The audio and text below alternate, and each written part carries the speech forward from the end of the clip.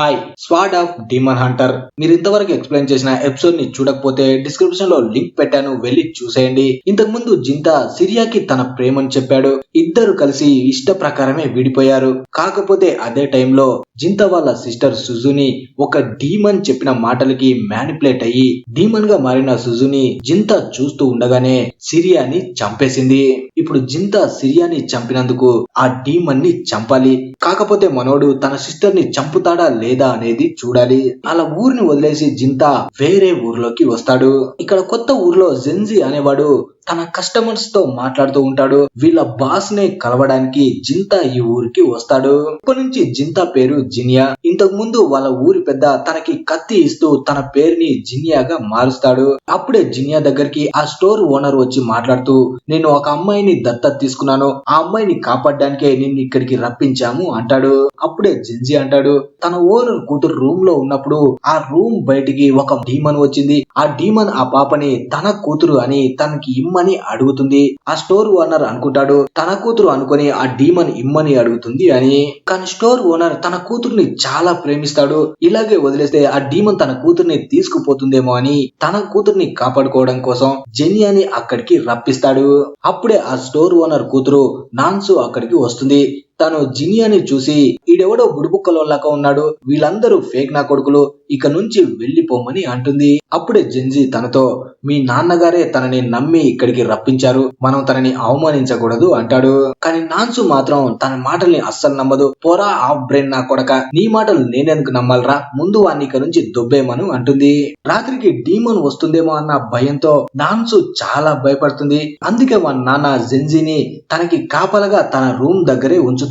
అప్పుడే నాన్సు అనుకుంటుంది, ఇక్కడ ఉన్న వాళ్ళు అందరూ నా మాటల్ని కామెడీగా తీసుకుంటున్నారు, డీమన్ వచ్చిందన్న కూడా ఎవరు నమ్మడం లేదు, ఒకవేళ నా మాటల్ని సీరియస్ గా తీసుకుంటే మా నాన్న నా కోసం మంచి హంటర్ నే రప్పించేవాడు అనుకుంటుంది. అప్పుడే జెన్జీ తనకి ధైర్యం చెప్తాడు, నువ్వు భయంలో ఏదేదో మాట్లాడుతున్నావు, మీ నాన్న నిన్ను చాలా ఇష్టపడుతున్నాడు. అప్పుడే నాన్సుకి ఆ డీమన్ వాయిస్ వినిపిస్తుంది. దాంతో తను గట్టి గట్టిగా అరుస్తూ ఉంటుంది. ఇక్కడ బయట ఆ డీమన్ కూడా జెన్జీ ముందుకు వచ్చి నా కూతుర్ని నాతో పంపించండి అంటుంది. అంత భయంకరమైన డీమన్ ని తన కళ్ళ ముందు చూడగానే జెన్జీ తడిపేసుకుంటాడు. అలా భయంతో కళ్ళు మూసుకొని ఉంటాడు. అలా డీమన్ తన దగ్గరికి వస్తున్నప్పుడే జినియా అక్కడికి వచ్చి ఆ డీమన్ పై అటాక్ చేస్తాడు. అప్పుడే జినియా ఆ డీమన్ గురించి అడుగుతాడు. కానీ ఆ డీమన్ మాత్రం అవేమి పట్టించుకోకుండా నా కూతుర్ని నాకు రిటర్న్ ఇవ్వమని అంటుంది. అప్పుడే జినియా దాన్ని రెండుగా నరికేస్తాడు.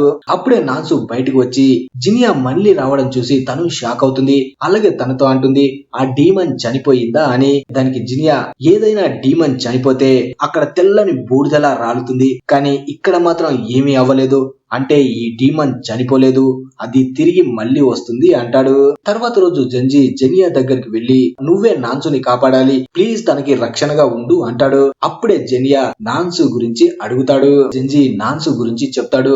నాన్సు నిజానికి మా ఓనర్ దగ్గర బంధువు కూతురు, వాళ్ళు చనిపోయిన తర్వాత మా ఓనర్ తనని దత్తత తీసుకున్నాడు. అప్పుడే జినియా, తను ఒక డీమనా అంటాడు. కానీ జెన్జీ మాత్రం తను డీమన్ కాదు, మా ఓనర్ భార్యని డీమన్ చంపేసింది, అప్పటి నుంచి మా ఓనర్ కి డీమన్స్ అంటే అస్సలు పడవు, ఒకవేళ నాన్సుయే డీమన్ అయితే మా ఓనర్ అసలు తనని దత్తతే తీసుకునేవాడు కాదు అంటాడు. అదే రోజు రాత్రి నాన్సు వాళ్ళ నాన్న తనని అడుగుతాడు, నీ కొత్త బాడీగార్డ్ జెనియా ఎలా ఉన్నాడు అని. ఇప్పుడు నాన్సుకి కూడా జెనియాపై నమ్మకం వస్తుంది. ఇంతకు ముందు ఆ డీమన్ ని చంపాడు కాబట్టి అందుకే తన గురించి గొప్పగా చెప్తుంది.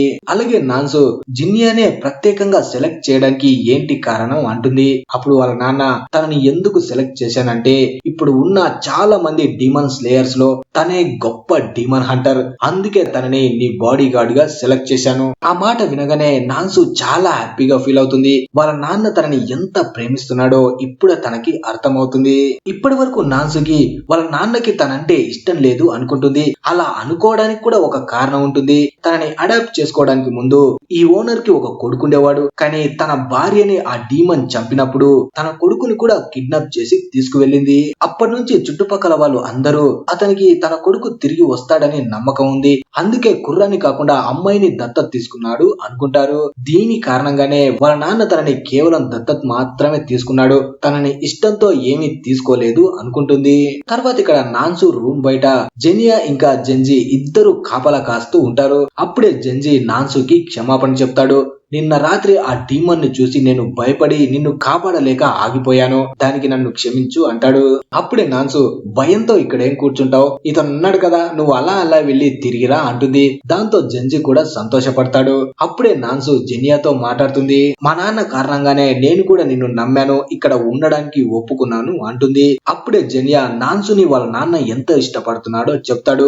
అలాగే వాళ్ళ నాన్న కొడుకు గురించి కూడా చెప్పడానికి ట్రై చేస్తాడు. కానీ ఆ మాటలు వినగానే నాన్సు చిరాకు పడుతుంది. అలాగే నాన్సు జెనియాని అడుగుతుంది, ఒక మనిషికి డీమన్ కి మధ్య సంబంధం ఉంటే వాళ్ళకి ఒక బిడ్డ పుట్టడానికి అవకాశం ఉందా అంటుంది.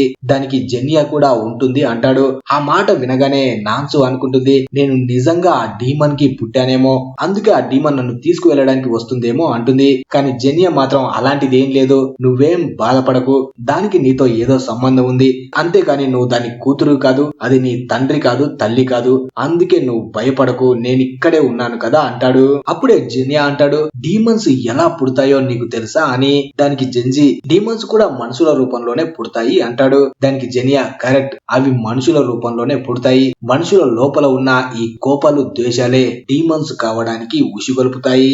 ఎప్పుడైతే వాళ్ళ కోపం కట్టలు తెంచుకుంటుందో అది ఒక ఫామ్ లోకి వస్తుంది, దాని కారణంగానే వాళ్ళు డీమన్ లోకి మారుతారు అంటాడు.